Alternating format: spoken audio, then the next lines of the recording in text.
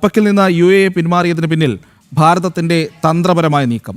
April അവസാനം ദേശീയ സുരക്ഷാ ഉപദേഷ്ടാവ് അജിത് ഡോവൽ UAE പ്രസിഡന്റുമായി നടത്തിയ ചർച്ചകൾക്ക് പിന്നാലെയാണ് നിർണായക നിലപാടിലേക്ക് UAE പോയത്. ഭാരതം UAEയിൽ നിന്നും കൂടുതൽ എണ്ണ ഇറക്കുമതി ചെയ്യുന്നതിനുള്ള നീക്കങ്ങളും ആരംഭിച്ചതായാണ് സൂചന. ഐസൺ ജോസ് ചേരുന്നു വിവരങ്ങളുമായി. ഐസൺ, 2026 ഭാരതം ഇറക്കുമതി ചെയ്ത ക്രൂഡ് ഓയിലിന്റെ 11% UAEയിൽ നിന്നായിരുന്നു. വളരെ നിർണായകമായിട്ടുള്ള ഒരു രാജ്യമാണ് ഭാരതത്തെ സംബന്ധിച്ചിടത്തോളം UAE എന്നുള്ളത്. അപ്പോൾ ഈ പുതിയ സാഹചര്യത്തിൽ എങ്ങനെയാണ് അല്ലെങ്കിൽ എന്തുകൊണ്ടാണ് ഭാരതം ഇങ്ങനെയൊരു നിലപാട് സ്വീകരിക്കുന്നതും അത് UAE അംഗീകരിക്കുന്നതും?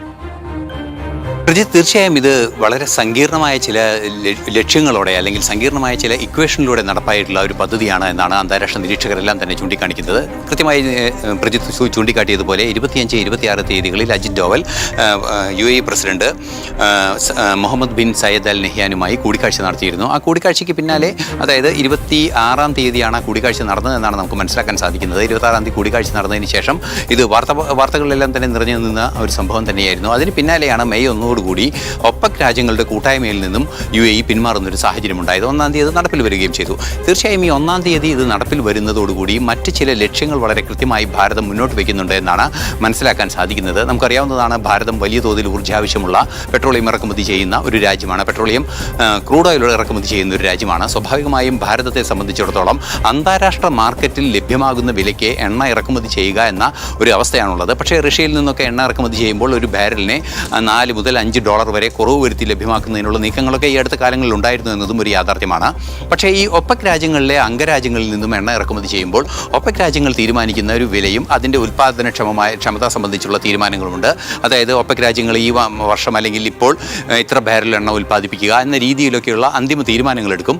അത്തരം തീരുമാനങ്ങൾ എടുക്കുകയും അതുപോലെ തന്നെ വില നിയന്ത്രിക്കുകയും ചെയ്യുന്ന ഒരു സാഹചര്യം ഉണ്ടാകുമ്പോൾ എണ്ണയുടെ ഡിമാൻഡ് സപ്ലൈ വിപണി കൃത്യമായി നിലനിർത്തി എണ്ണ ഉൽപ്പാദക രാജ്യങ്ങൾക്ക് നേട്ടമുണ്ടാക്കുന്ന രീതിയിൽ നിലനിർത്തുക എന്നതാണ് ആ ആശയത്തിൻ്റെ തന്നെ ഒപെക്കിൻ്റെയും ഒപെക് പ്ലസിൻ്റെയും എല്ലാം തന്നെ ഉദ്ദേശമെന്ന് പറയുന്നത്.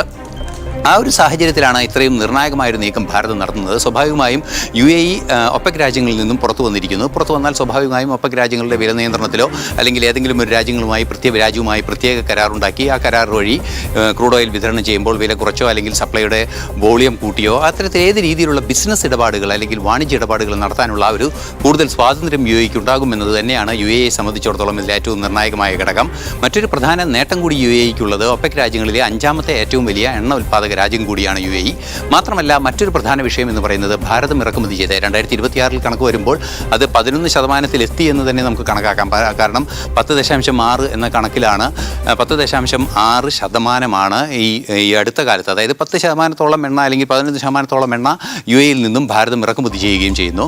ആ എണ്ണ ഇറക്കുമതി ചെയ്യുന്നത് സ്വാഭാവികമായും വർദ്ധിപ്പിക്കുകയും നേരത്തെ റഷ്യയിലൊക്കെയുള്ള ഇടപാട് പോലെ ബാരലിന് വില കുറച്ച് ലഭ്യമാക്കുക എന്ന നീക്കം നടത്തുക എന്ന ഒരു നീക്കം കൂടി വളരെ കൃത്യമായി നടക്കുന്നുണ്ട്. ഇതിനെല്ലാം പുറമെയാണ് ഏറ്റവും തന്ത്രപ്രധാനമായൊരു ഘടകം, അതായത് അജിത് ഡോവലിൻ്റെ ബൗദ്ധികമായൊരു ഇടപെടൽ അവിടെയാണ് ഉണ്ടായിരിക്കുന്നത് എന്നാണ് മനസ്സിലാക്കാൻ സാധിക്കുന്നത്. Habshan Fujairah oil pipeline, അതായത് നമുക്ക് മനസ്സിലാക്കാനാവുന്നത് Abu Dhabi crude oil pipeline എന്ന് പറയുന്ന ഈ പൈപ്പ് ലൈൻ ഹബ്ഷൻ എന്ന് പറയുന്ന എണ്ണ നിർമ്മാണ കേന്ദ്രത്തിൽ നിന്ന് അല്ലെങ്കിൽ റിഫൈനറി ഭാഗങ്ങളിൽ നിന്ന് ഫുജൈറ പോർട്ടിലേക്ക് 380 കിലോമീറ്ററോളം നീളുന്ന ഒരു പൈപ്പ് ലൈൻ ഉണ്ട്. അതായത് 48 ഇഞ്ച് പൈപ്പ് ലൈൻ എന്ന് കൃത്യമായി അതിൻ്റെ ഡാറ്റ നമുക്ക് ലഭ്യമാകുന്നുണ്ട്. ആ പൈപ്പ് ലൈൻ വഴി കൃത്യമായി ഫുജൈറ പോർട്ടിലേക്ക് എണ്ണ എത്തിക്കാൻ സാധിക്കും. നമുക്കറിയാവുന്നതാണ്, ഈ കൊച്ചിയിലൊക്കെ അമ്പലമുകളിലെ റിഫൈനറിയിലേക്കൊക്കെ എണ്ണ എത്തിക്കുന്നത് ഇത്തരത്തിലുള്ള പൈപ്പ് ലൈനുകൾ വഴിയാണ്. അത്തരത്തിലുള്ള പൈപ്പ് ലൈൻ വഴി 380 കിലോമീറ്ററോളം നീളമുള്ള പൈപ്പ് ലൈൻ വഴി ഫുജൈറ പോർട്ടിലേക്ക് എണ്ണ എത്തിക്കാൻ സാധിക്കുന്ന അല്ലെങ്കിൽ ക്രൂഡ് ഓയിൽ എത്തിക്കാൻ സാധിക്കുന്ന ഒരു സൗകര്യം അവിടെ നിലനിൽക്കുന്നുണ്ട്. സ്വാഭാവികമായും ക്രൂഡ് ഓയിലും പ്രകൃതിവാതവും ഒക്കെ എത്തിക്കാനുള്ളൊരു സൗകര്യം നിലനിൽക്കുന്നു എന്നതാണ് പ്രത്യേകത. സ്വാഭാവികമായും അത്തരത്തിൽ എണ്ണ ലഭ്യമാക്കി ഫുജൈറ പോർട്ടിൽ നിന്നും ഭാരതത്തിലേക്ക് കൊണ്ടുവരുമ്പോൾ നേരത്തെ നമ്മൾ നേരിടുന്ന ഒരു വിഷയമുണ്ട്. ഇത് ഒമാൻ ഗൾഫിലും അതുപോലെ തന്നെ പേർഷ്യൻ ഗൾഫുമായി വേർതിരിച്ച് കിടക്കുന്ന ഹോർമൂസ് കടലിടുക്കിൻ്റെ ഏറ്റവും വീതി കുറഞ്ഞ ഭാഗത്താണ് ഇറാൻ ഇപ്പോൾ ഉപരോധം സൃഷ്ടിക്കുകയും അതുവഴി കടന്നു വരാൻ ബുദ്ധിമുട്ടുണ്ടാവുകയൊക്കെ ചെയ്യുന്ന സാഹചര്യം ഉണ്ടായിരിക്കുന്നത്.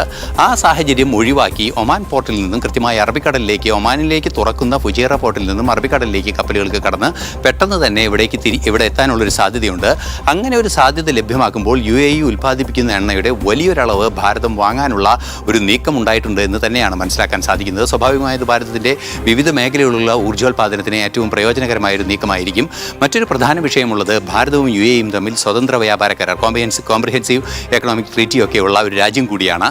അത്തരത്തിലുള്ള സഹകരണം ശക്തിപ്പെടുത്തുന്നതും സാമ്പത്തിക രംഗത്ത് വളരെയധികം ശാക്തീകരണം നടത്തുന്നതിന് പ്രയോജനകരമായ ഒരു നീക്കം കൂടിയായി തന്ത്രപ്രധാനമായ ഈ നീക്കത്തെ കാണാൻ സാധിക്കും. അപ്പോൾ ഒരു സംശയമുള്ളത്, അതായത് കുറച്ചുകൂടി വ്യക്തതയ്ക്ക് വേണ്ടിയാണ്, അപ്പോൾ ഇത്തരമൊരു സാഹചര്യത്തിൽ ഉണ്ടാകുമ്പോൾ UAEയും ഭാരതവും തമ്മിൽ നേരിട്ടുള്ള ഒരു എണ്ണ വ്യാപാര കരാറൊക്കെ ഉണ്ടാകാനുള്ള സാധ്യത നിലനിൽക്കുന്നു. ഐസൻ പറഞ്ഞതുപോലെ ഹൊർമൂസിലെ ചോക്ക് പോയിന്റിലേക്ക് നമ്മളുടെ എണ്ണ കപ്പലുകൾക്ക് പോകേണ്ടി വരുന്നില്ല.